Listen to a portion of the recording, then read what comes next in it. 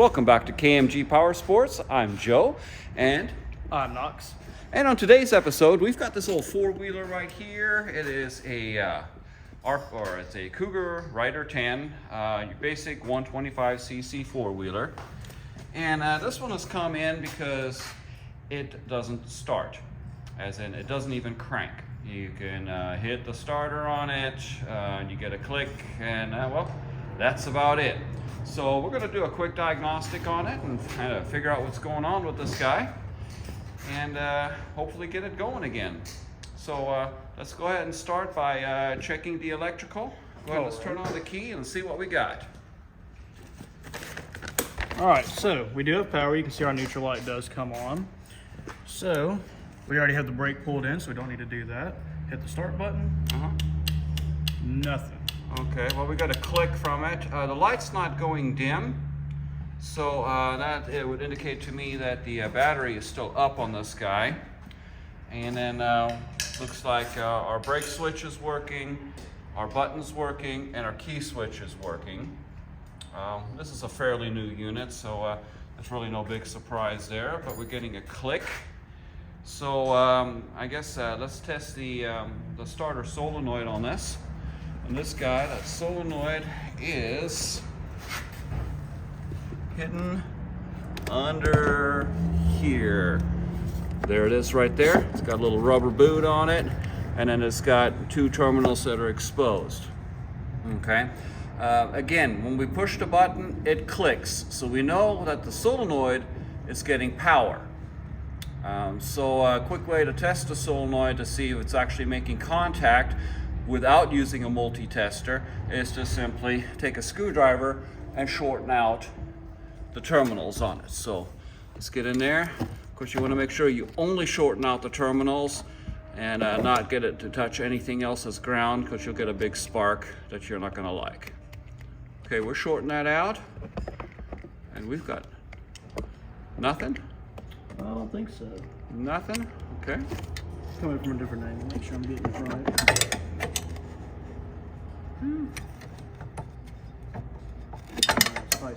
Okay. But you did make contact on both, and you didn't get any reaction out of anything. Okay. Yeah. So normally if you shorten that out, that closes the circuit between the battery and the starter should be cranking, which leads me to believe that the solenoid is probably working fine. You know, we also got a tail light or brake light on, because, well, on these guys, if your brake light's not on, or at least getting power, nothing's going to be working. So now your starter sits right here on top of the engine, and it has a cable here. This is your main power cable that feeds it, and it's got a little rubber boot that goes over it. So when we pull that guy back, let's go ahead and put a multi-tester on that and see if we can get, what you're looking for is 12 volts of power. 12 volts that comes off the battery. It's also going to be the same 12 volt that powers the starter. So what we'll do is go ahead and touch it right there on the metal part, on the cable where it's screwed on, onto the starter. Mm-hmm. All right, and then you got ground. Yep. All right. So that's metal on the chassis. Hit the button, and we've got 12.5 volts going to the starter, but the starter isn't turning. Is the starter hot? Let's give it a quick feel. Nope, starter's ice cold. If you're getting power to the starter, but the starter's not turning over and it's getting hot, more than likely that's going to be a locked up engine. So it's trying to spin but can't, so you're looking for something else. But the starter's ice cold, so I suspect it's just simply the starter has gone bad on this guy. So what we're going to do is we're going to go ahead and get it pulled out and get it swapped out, and that should cure our problem. So on these guys here, it's best to remove the shifter and remove this floorboard. This gives us access to this panel. Back behind here is where the chain drive and the starter clutch are, and you've got to get all this stuff off before you can get the starter out. It's not like a car where you can just simply pull the starter out and swap it out, because it's actually attached to a chain. So without further ado, let's get this guy broken down, and we'll take a look at it and see what we got. All right, about to get this floorboard off. got a couple of big bolts on the bottom. Loose, loose, give it a good yank. There we go. It's stuck. All right. That shifter is definitely going to have to come out of there. Yeah. So, see, that is, I think it's, is that an 8 on the bottom? I think it might be. That Yeah, is that's an an 8. Okay, I've got a twist or wobble extensions. They're a wonderful thing. All right, bolts out. Pull this guy out. And this one pulled right off. Sometimes if they don't come off easy, stick a little screwdriver in the slot right here just to spread it out a little. And then it'll come off a lot easier. And you should put your bolt back in. Now, a lot of people, when they go to put these back on, stick the bolt in the wrong end. What you need to do is you need to check, see which side is threaded, which is the bottom side, and which side is not. So you come in on the not threaded side to where your bolt comes all the way through, and then when you tighten it, it pulls this together, and that's what clamps it onto the shifter shaft right here. All right, got that out of the way. I don't think this bracket is going to be too much of an issue. Let's go ahead and pop the chain guard off first, or the sprocket guard off first.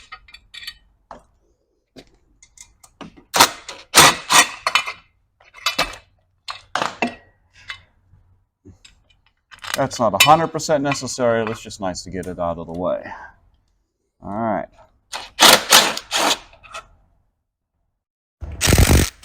Now on this bolt here, notice it has the ground lead on it.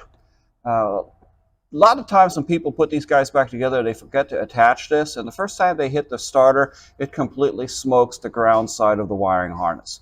Not recommended. So what I like to do here is leave the bolt in this hoop.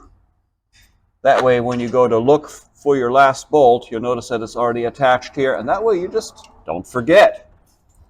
All right, let's get the others.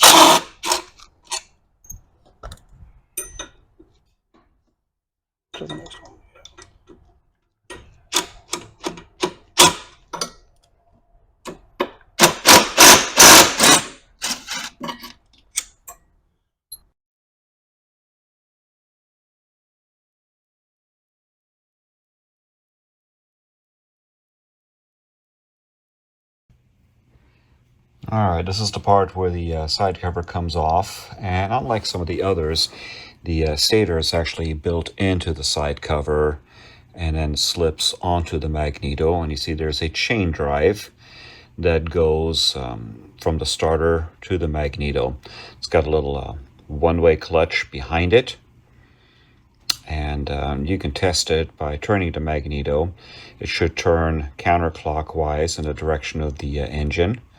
But when you spin it to the right, it should be spinning the starter, which in this case, it is not. It is not moving at all. So leads us to believe that this starter is completely locked up. So let's go ahead and get this starter pulled out. Some people like to remove the little C-clip off the drive on the starter to be able to remove the chain, but it's not really necessary. A lot of times simply what we do is just unbolt the starter from the back side, tilt it, and unlock it. So off to the other side. Here you just got to make sure you get the 3 correct bolts. They could be the ones with the 8mm heads on them. There's also some screws in there, so don't take those out. Just get the 3 bolts. An extension works real nice to get in there.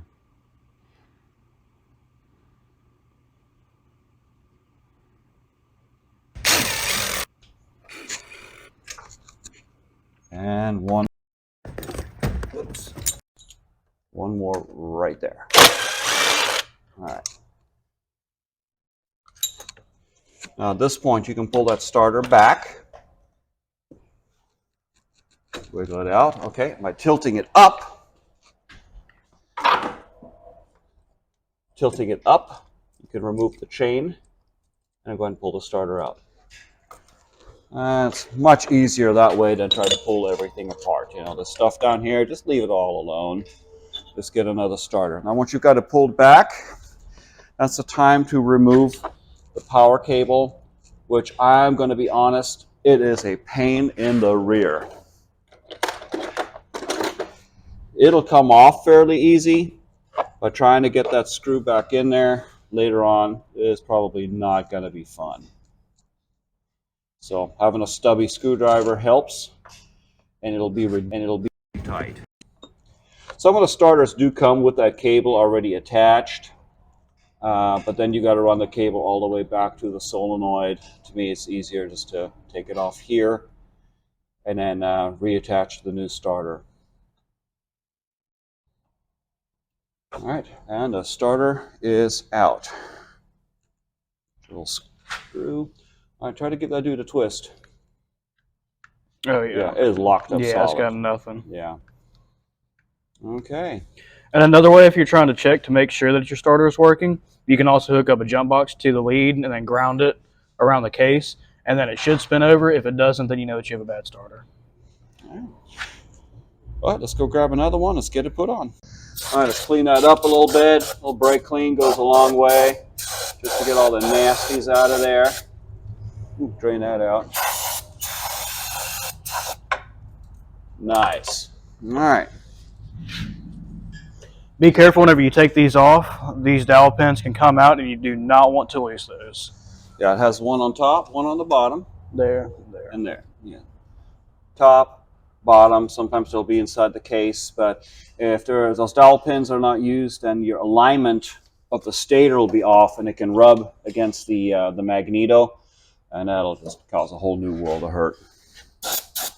All right, nice and clean.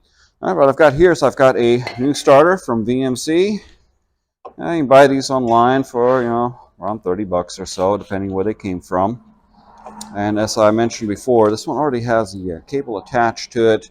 But again, rather than cut 47 zip ties and try to get it ran through there, we just pop it off and use the original cable. You want to go ahead and get this guy pulled off?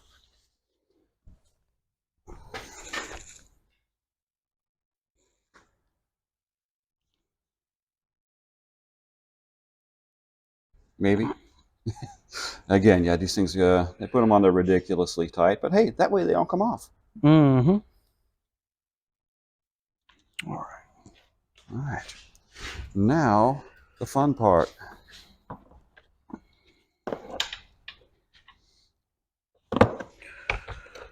Let's see if I can get this boot pulled back any further. All right, got this held on. I got a boot pulled back. Let's see if you can get it in there.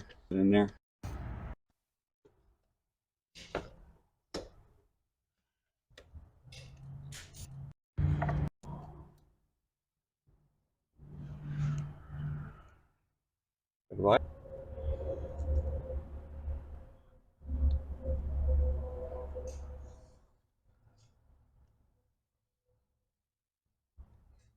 There we are. All right. Look at that. Nice and tight. Back on there. Slip that boot back over. All right. Now, starter goes back in. Just to make sure that the starter is clocked correctly. It'll only really go in one way. All right. Got the, go ahead and tilt it up a little. All right. I got the chain on. Make sure it's not jumped anywhere on the bottom. So all that looks good. All right, give her a little shove. And she is in.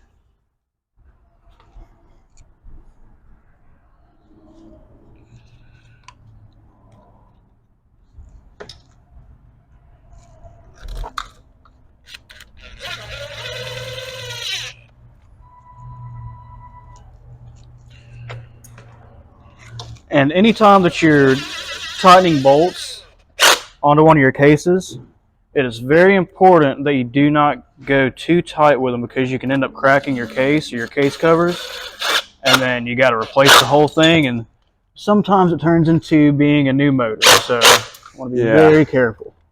That's never fun. What I'm going to do is I'm going to go ahead and hook up this ground lead right here real quick. Just pulled back. And all right, key on, brakes on. Mm-hmm.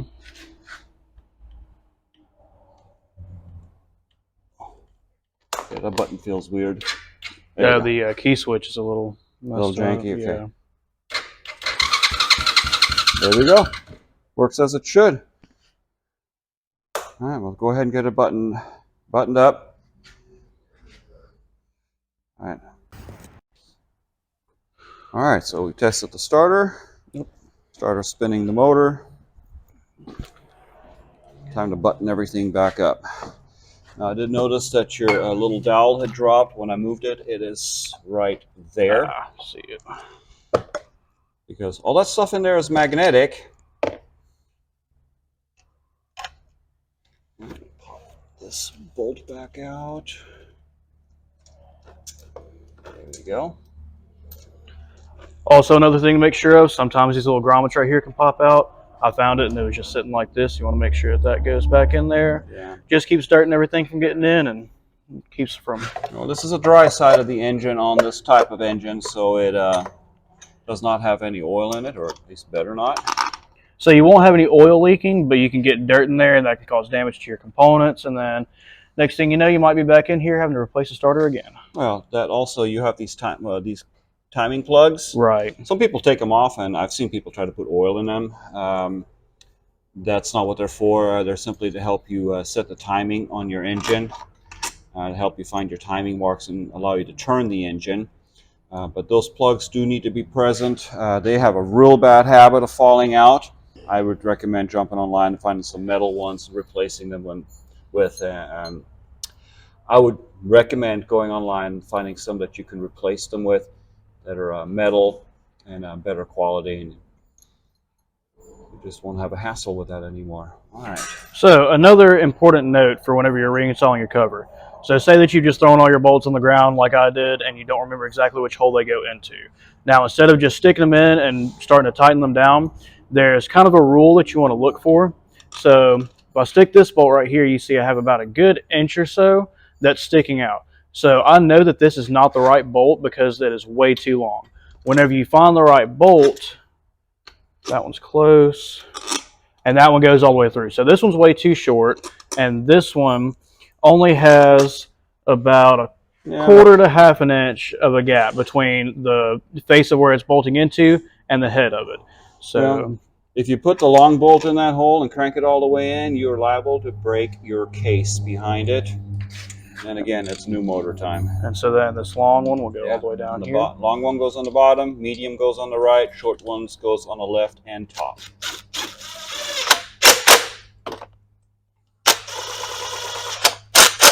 And if you use an impact like we do, that is all you need is just a couple of bumps. Yeah, I'm sure you've torqued that to spec. Oh, yeah. A single ugga-dugga, if you will. All right, let's get that chain cover back on. And then on this, I just left my bolts right in place so I know exactly where they go. Sprocket cover.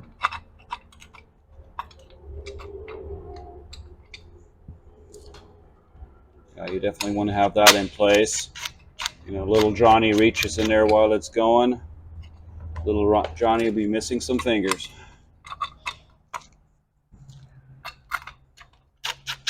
Got lightly. And get the other one lined up. Nope. Also, not to mention it can grab your pants or things like that. It's never good. Yeah, definitely don't want that to happen. There we go. Click. All right. Let's. So now all we have left is the shifter. The fuel on. Oh, I'm sorry. Yeah, then go ahead and put the shifter back on. Bolt out. Then that way we're not just spinning in reverse. Needs to go to the left one notch. To the left. So you lean into the right a little. You want to go straight up. There you go.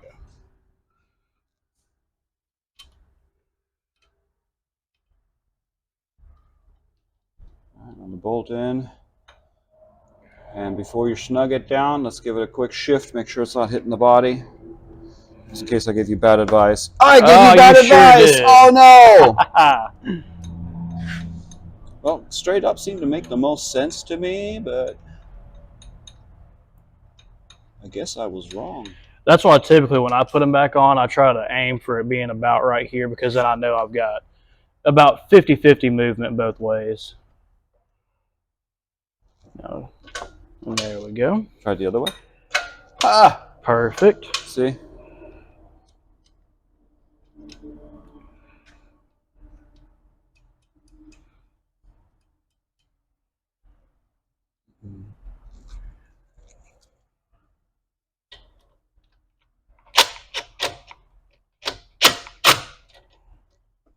I'm going to tilt it forward here. Yeah. Get you better angle. There you go. Yeah, don't go crazy on tightening these up. Those bolts snap quite easily. All right, so we got it all got back together. Before we put the floorboard back on, let's just give it a quick test. I've turned the fuel on. Key on. There we go. We got the neutral light on. Pull the brake. It whips.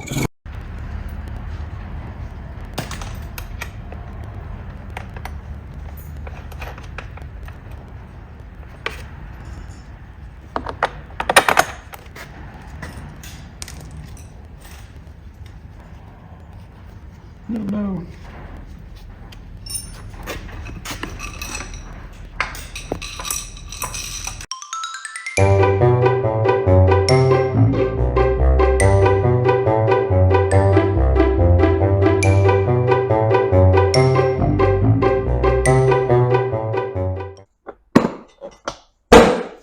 All right, so that is how you diagnose a bad starter on one of these little Rider 9 125 ATVs.